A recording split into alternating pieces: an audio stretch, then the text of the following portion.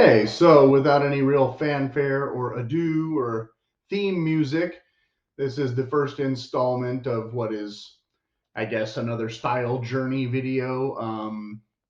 Not going to limit myself to any particular topics, but definitely going to address menswear, at least for the first several episodes, in medium detail. I'm not one of those guys who, cuts boots in half. I just have opinions about a lot of things, and most of my opinions, I think, are useful. um, I had been watching other videos, and surprisingly, obviously, most of this content has been kind of the realm of women's videos, which are not completely irrelevant or bad, but not always as transmutable to how menswear works and other things along those lines. Not that, I was necessarily interested in a capsule wardrobe, quote unquote, to begin with. I don't believe that the term is exactly the same. Obviously, because if you have a certain kind of job, you have to wear what the job requires, and whether that be a suit or a uniform. Is that a capsule wardrobe? I mean, you still need 5 suits then to get through a week, or however many, uniform pieces. Most jobs now that are like that, a lot of times the uniform is just jeans and a t-shirt, and it's got printed with the company logo or something, so you're not really wearing a uniform like, military service or something. Blah blah blah. But the capsule concept will take that as a strategy to simplify our life, even though, like I said, again, with men's wear, the concept isn't quite the same as with women's wear. A lot of guys technically wear a capsule wardrobe anyway, because again, in casual wear, we're just coming back to jeans and t-shirts, which I get, technically blue jeans go with everything, and I literally only own about 5 pairs. I used to be, Mr.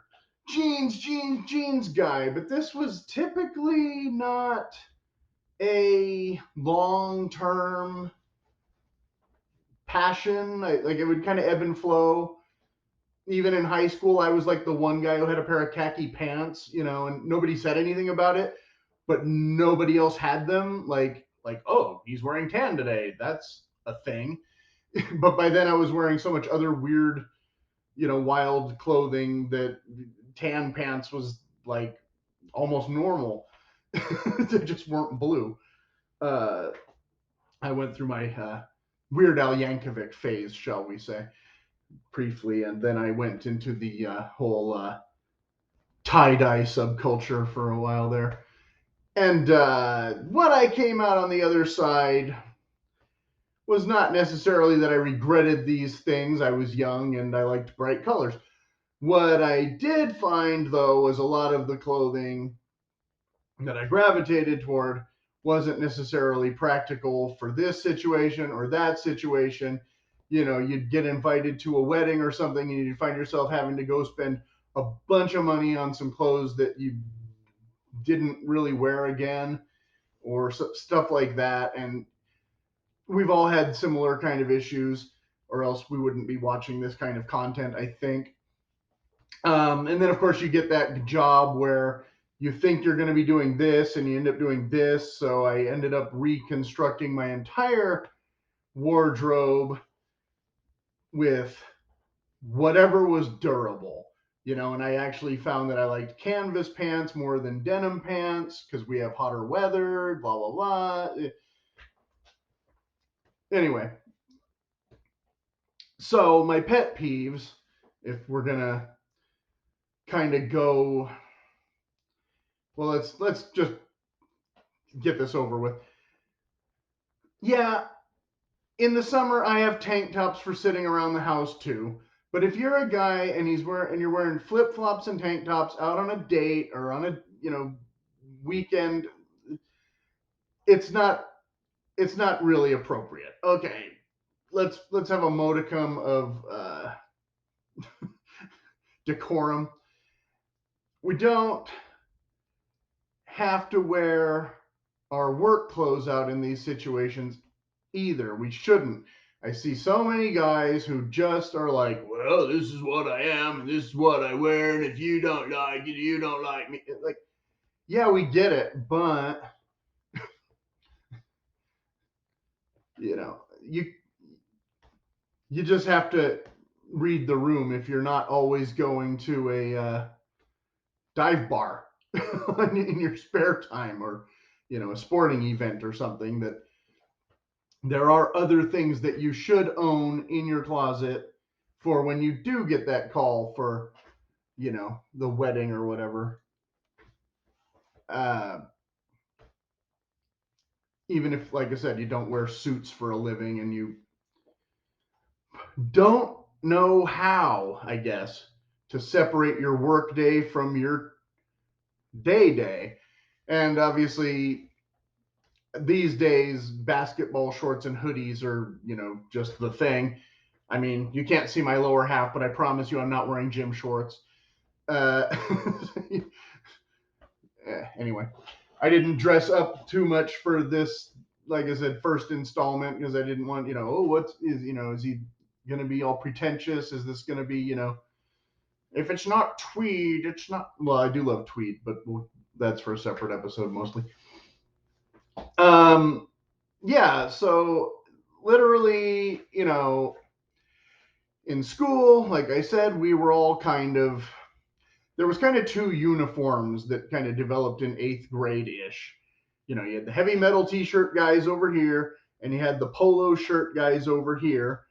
And anything in between was kind of non existent. Maybe this was just my experience, but I remember there being just this very distinct dichotomy, if you will. And like these guys went on to never own anything but jeans and t-shirts, and these guys went on to owning suits. And so there's kind of a little bit to it, but not entirely. And it's not necessarily a bad thing. Like I've had plenty of labor jobs, and I've had a few, I don't know, what do you call it, customer service jobs or whatever. And the customer service jobs, most of the time, they didn't expect you to dress up because nobody was going to see you anyway. You were back in a room on a phone. And, if you were dressing up, it's because you felt like it, and so, that's not a new thing with just the pandemic. We've been having this casual world for over 20 years already. It's not new. What's changed in me, of course, is that, I want to dress more specifically for certain environments, I guess. But like I said, being young, being part of the t-shirt crowd that also was the polo shirt crowd for a while, like I kind of didn't know what group to be in at that age. And so finally I just totally rebelled and was like, neither. I'm going to be funky Hawaiian shirt guy. And, and then in winter, I've always pretty much worn the plaid flannels because it's winter. And, and so the plaid flannels was definitely the these guys, not the these guys. And these guys sometimes would let you know it, but mostly these guys, they could be cliquish too. Let's just put it that way. And again, I've never had a job where I've felt like, hey, Hawaiian shirt guy is, appropriate for other than casual Friday. No, I'm not going to do that. Like I said, the takeaway I had there was just, I guess, basically, t-shirts are underwear and should be mostly treated as such. I still have printed t-shirts. I still wear printed t-shirts. I'm not going to sit here and decry the whatever. But I had Well, I've never been a big hoodie guy. I've always had sweatshirts, but the idea that I'm gonna spend $50 on a thing I used to get for $12 at Kmart is kind of like, huh? No, this is you know what you work out in when it's cold, not what you wear to, again, a nice restaurant that isn't McDonald's. And I guess track suits I've always put in that category too. I don't know. That was more of an East Coast thing to me. I never got into it. I I mean, all I want to really say about t-shirts and jeans is, they're functional, but they're not stylish. And I've had, so, like anybody else, I've had fluctuations in weight over time, not extreme, but enough where, okay, I bought a whole bunch of medium shirts and now they don't fit. Now I need extra large shirts. And then, I get rid of a bunch of them and then I regret it because, like, oh, now all of a sudden I can fit in medium ones again. Like, most of the time I wear large in most brands. And so it's not terribly hard to find my size most of the time in most brands, blah, blah, blah. I'm not going to go down. I mean, there's other guys who do literally entire, videos comparing three kinds of flannel shirts to each other, and you're going to like the brands you like. I've owned several brands and I have some favorites. I mean, I'll list a couple. I don't want to be the non-critical guy. If I'm going to do a review of something, it's going to be an honest review. It's not going to be, well, they sent me free boots, so I guess I'll say they're great. No, but I'll tell you, like, factually, okay, J.C. Penney flannels are cheaper, but they're lighter weight. LL Bean flannels cost more, but they're cozier. Like, that's, anybody can figure that out by just holding them up. So, you know, it's some of its price range and some of its practicality. I have some of those heavyweight ones that I hardly ever wear, but I love them. But I never, get to wear the, the most of the year. I think the average guy can, get by with jeans and khakis and a chambray type shirt, if that's how it's pronounced. Other people have pronounced it other ways. That's what I'm going with.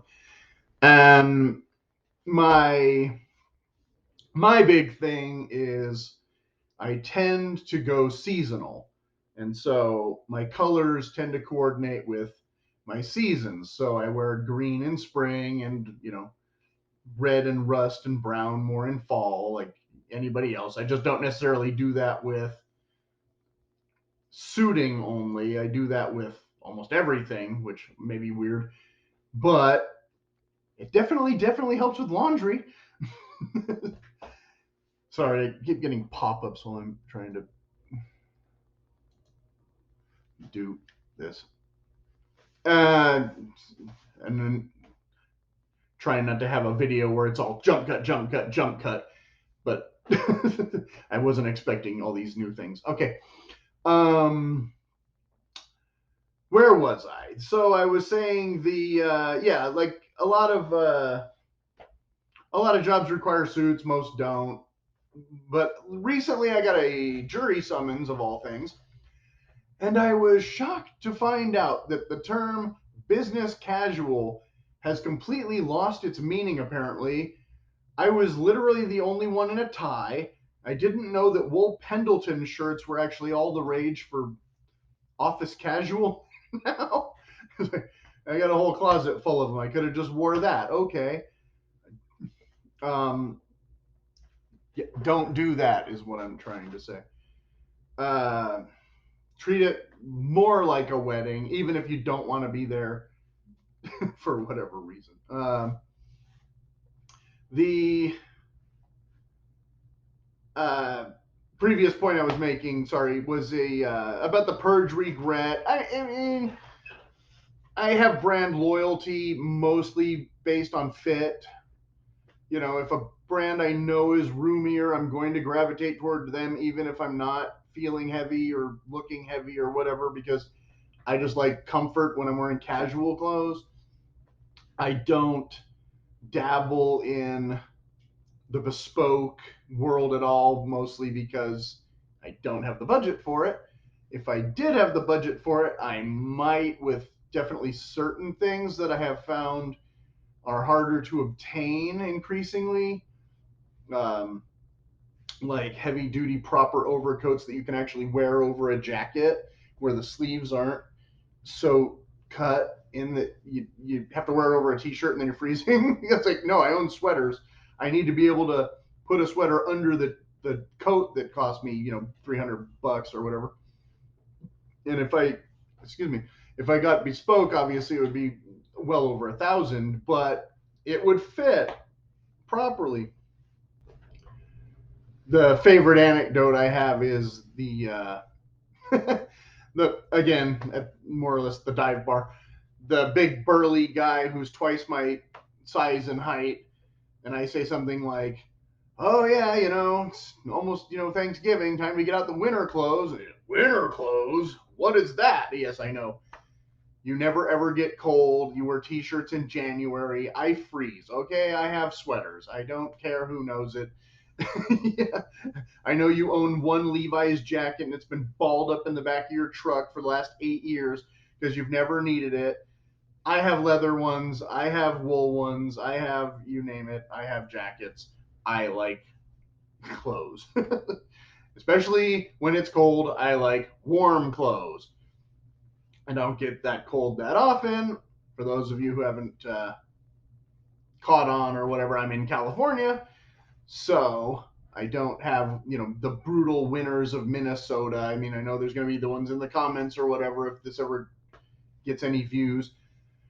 Oh, I can go out when it's 3 degrees and snow the shovel, and you're just what? Yeah, I know. But what we have here that people don't understand, and I always have to explain this when I'm on the phone to some East Coast company going, really? You're buying this in California? Well, they're not really necessarily saying it like that, but along those lines. And I'm like, yes, but after like October, we're not going to get 30 below ever. But what we do get is 30-degree temperature variance between a 90-degree day and a 60-degree night. So even though you were wearing, flip flops and t-shirts at your barbecue, once the sun goes down in about a half an hour, the temperature's already dropped 20 degrees and you feel it. You might not, going to die of exposure, but you need 2, sometimes 3 outfits in a day. And in the warmer weather, well, I can still sweat through 3 outfits in a day, but they'll be the same outfits. It'll be, a polo shirt and some jeans or shorts or whatever. Strike jeans from the record there. But so anyway, so seasonally, obviously, there's a thing. So you can plan when you know what you're going to be buying seasonally and color coordinate in advance because it's like, okay, it's a kind of a no-brainer in summer. You're going to want to wear beige and white or light blue or, something sun reflective. I see a lot of the people around California that just can't not wear black t-shirts in 105-degree weather, and I don't understand it. I can't do it most of the time. I've probably pulled it off a few times and regretted it. I do, develop a tolerance for the heat a little more than the cold. So by the end of summer, I'm already kind of wearing pants a little bit more, even though it's still warm. I'm already wearing a long sleeve shirt, but it'll be a light shirt. It'll be linen or something. It won't be flannel. But then when I go to buy flannels, most of them don't come in summery colors, to begin with, but you can tailor. Okay, so January is going to be kind of gray and brown, and June's going to be, kind of light blue and beige or whatever. I always kind of look at it from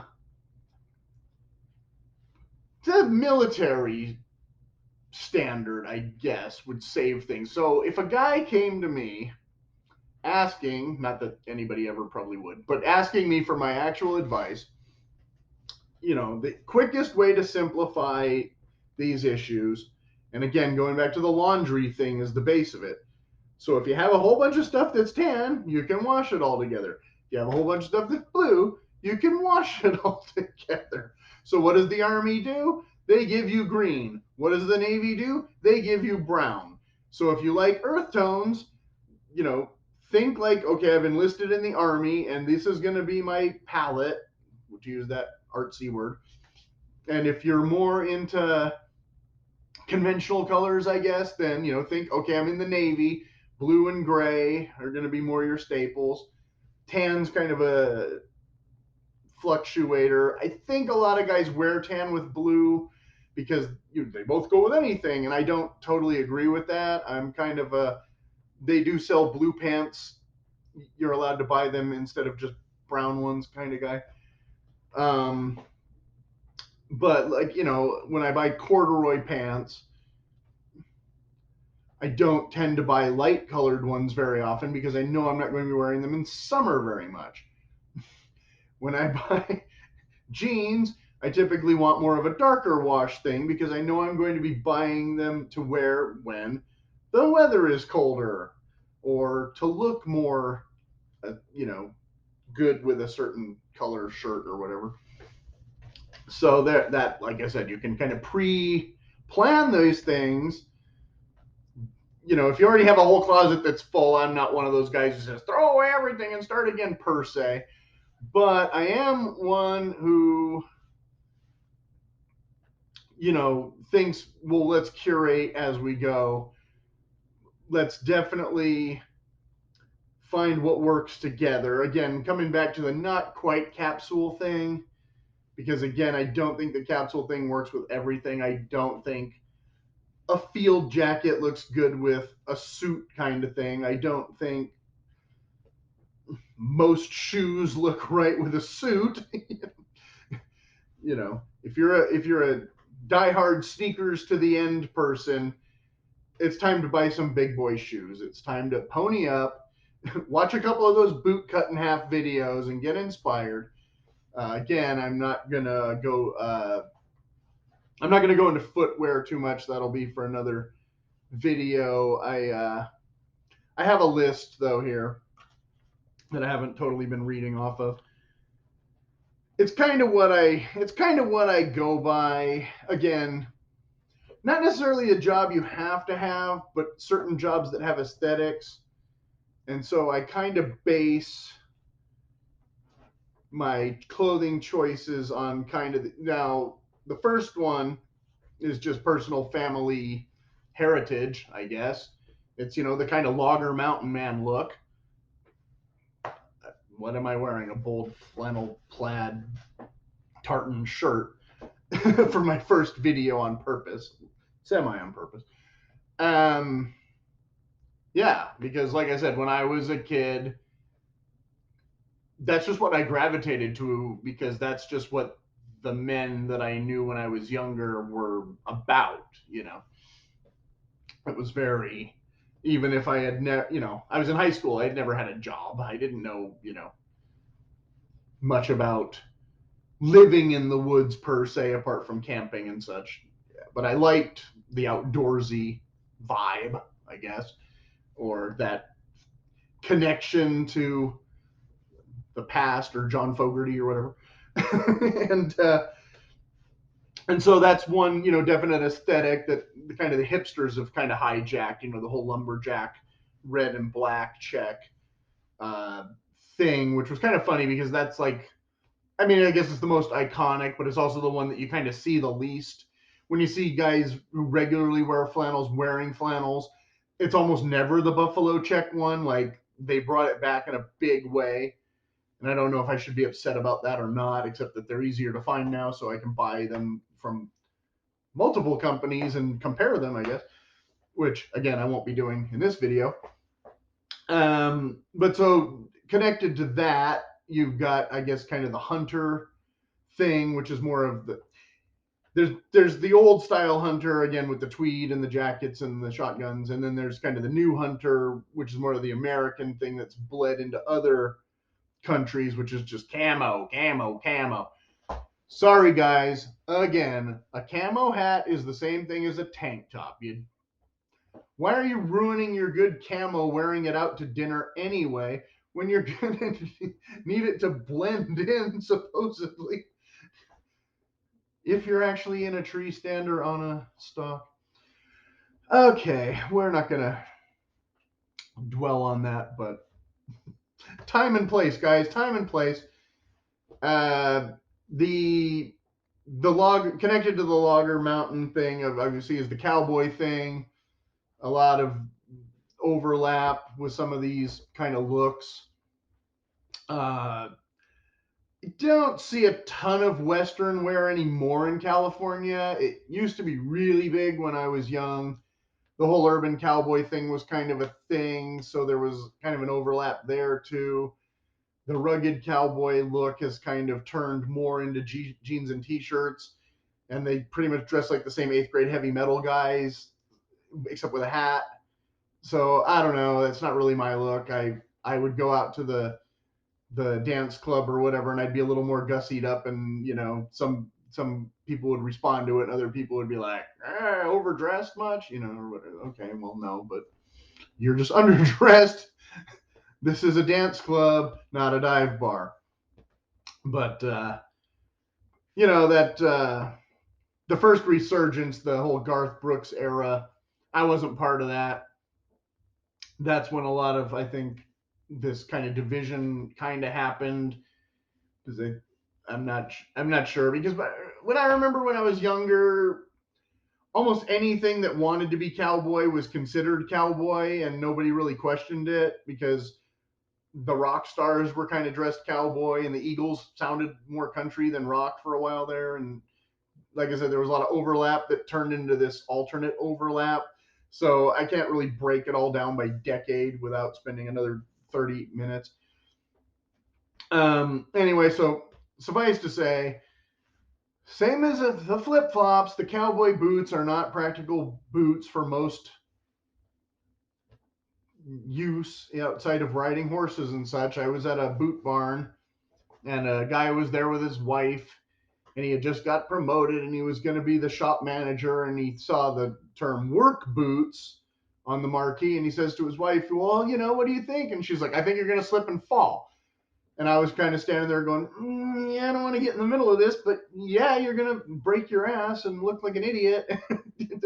they're, they're not the kind of work boots you think they want to be. They're mending fences work boots. You need, like I said, he'd never been in that position before, so he didn't necessarily understand the warehouse. It's not the same thing as, I don't know, cowboy aesthetic. But like I said, the next kind of category down is, I guess, Army, Navy. Again, a lot of guys, if they're into outdoorsy stuff, uh, instead of kind of a more rugged look, they want a more tactical look. I don't see a ton of them, but I see some. And again, yet another, I guess, fashion statement that doesn't work in the suburbs very well.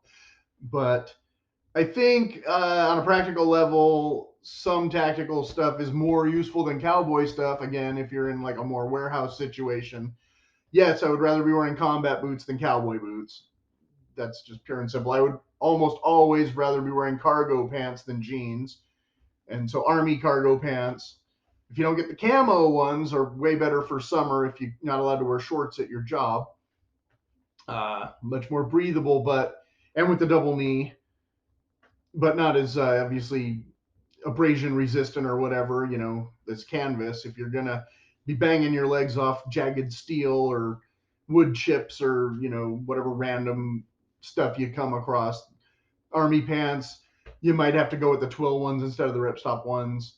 I find that the twill ones tend to be a lot hotter in summer and not that much warmer in winter, unfortunately. So it's kind of like, suck it up, buttercup.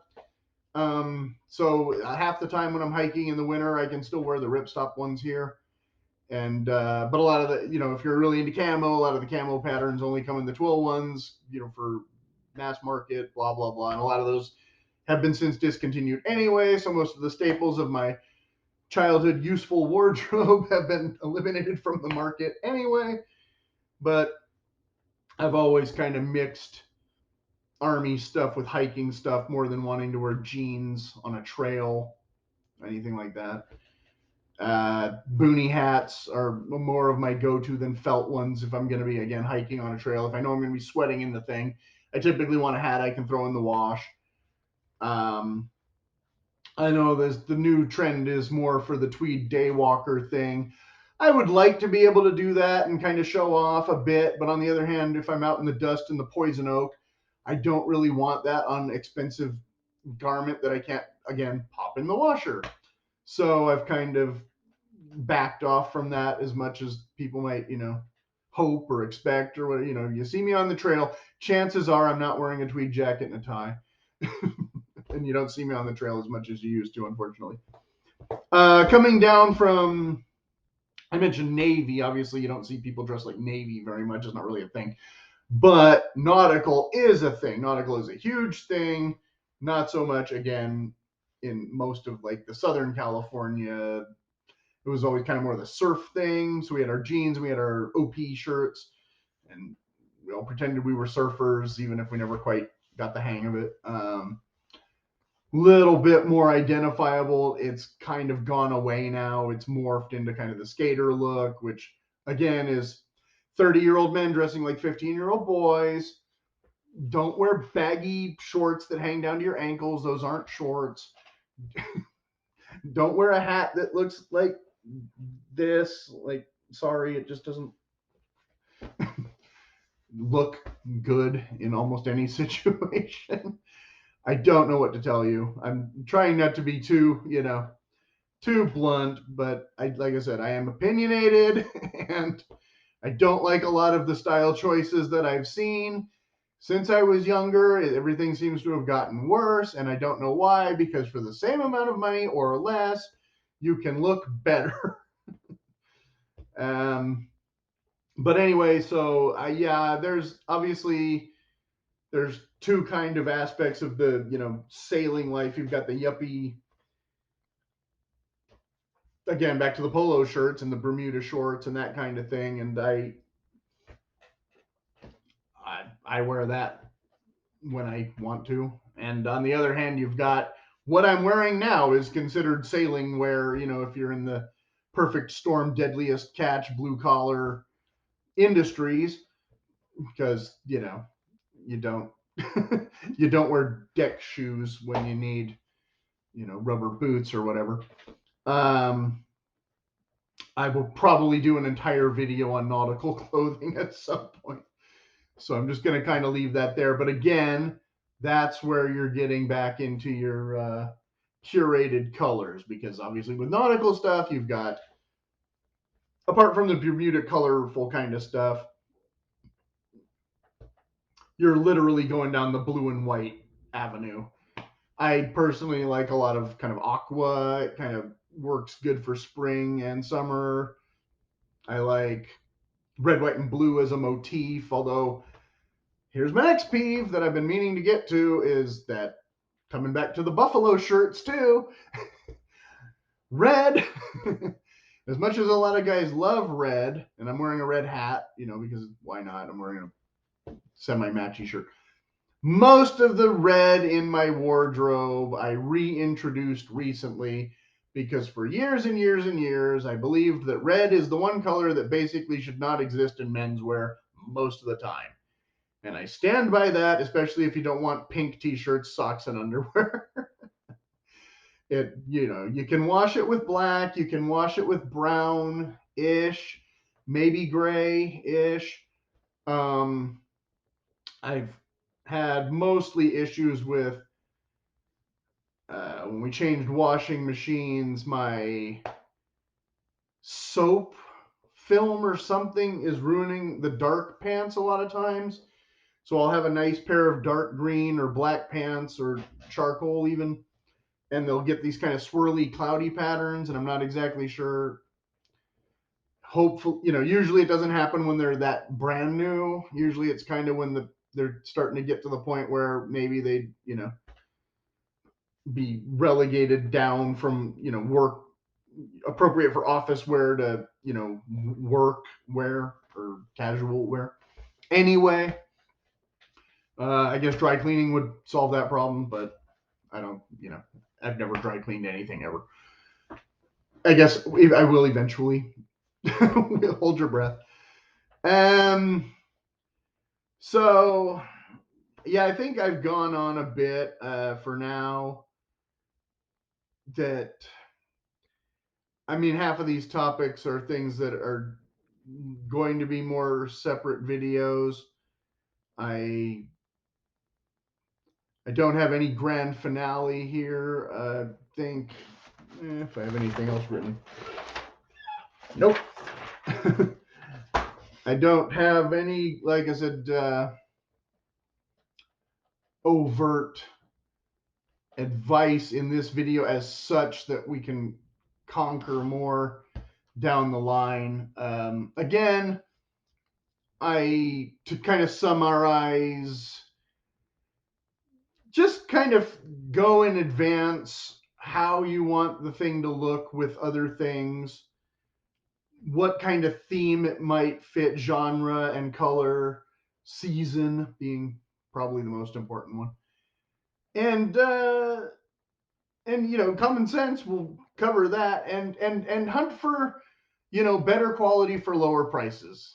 It almost always, you know, sometimes I'll overspend on a thing and find out what a cheap piece of junk it was compared to a thing I could have had for half the price. And you know, fortunately, usually you can return it if that's the case. So I guess we'll just leave it there for now, and hopefully that wasn't too rambling.